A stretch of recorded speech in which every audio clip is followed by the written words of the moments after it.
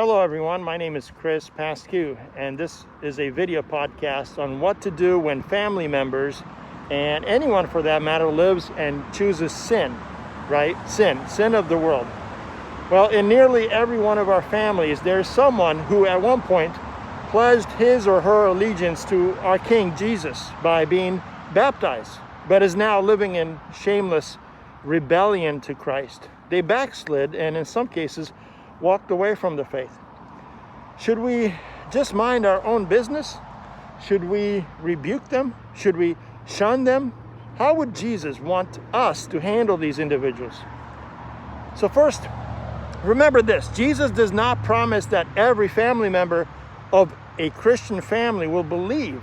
However, he does promise family division. We can trust him when it happens. In Matthew 10:34 and through 39, it is written, "Do not suppose that I have come to bring peace to the earth. I did not come to bring peace, but a sword. For I have come to turn a man against his father, a daughter against her mother, a daughter-in-law against her mother-in-law. A man's enemies will be the members of his own household." That is what Jesus said. So what can we do to help our brothers and sisters and or our immediate family to cease from living in sin? Well, first, we must pray without ceasing. In Colossians 4:12, it is written that we need to wrestle in prayer. Before we say or do anything, we need to pray. We need to be like Ephras, who struggled in prayer on behalf of those he loved, as it is written in Colossians 4:12. Are your prayers for your family members like wrestling matches with God? Do you plead with God in tears that he may perhaps grant them repentance? Pray for them. Pray for yourself to know how to respond. Ask others to pray. Ask others to pray for them, and ask others to pray for you as well. Saturate the situation in prayer.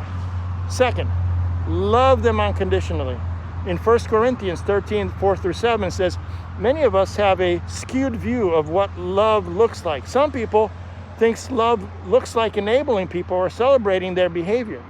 Others think they are being loving when they are verbally putting someone in their place. Listen very carefully to the words of 1 Corinthians 13:4-7. It is written, "Love is patient and kind. Love does not envy or boast.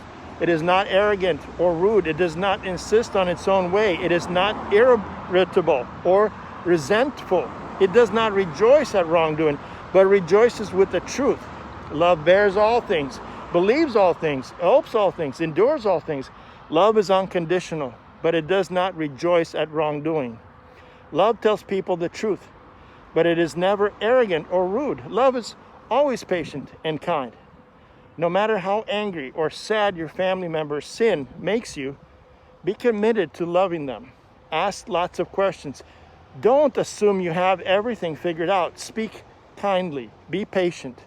Give the benefit of the doubt. This is what love looks like. Remember, love, or that loving someone, is less about how you feel and more about what you do and say. Third thing, speak the truth.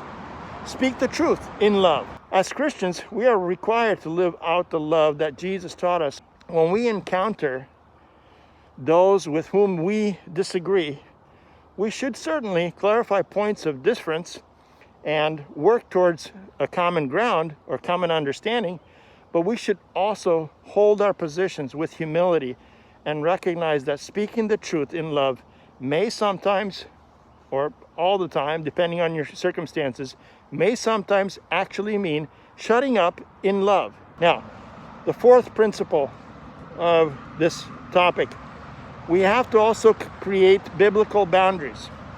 It is written that proper boundaries aid believers in keeping out worldly influences. Children of the light have no fellowship with the darkness and are thus separated from the world. In 2 Corinthians 6:14, it is written, "Being kind and friendly in Christ-like, but we are not to embrace the world's way of doing things."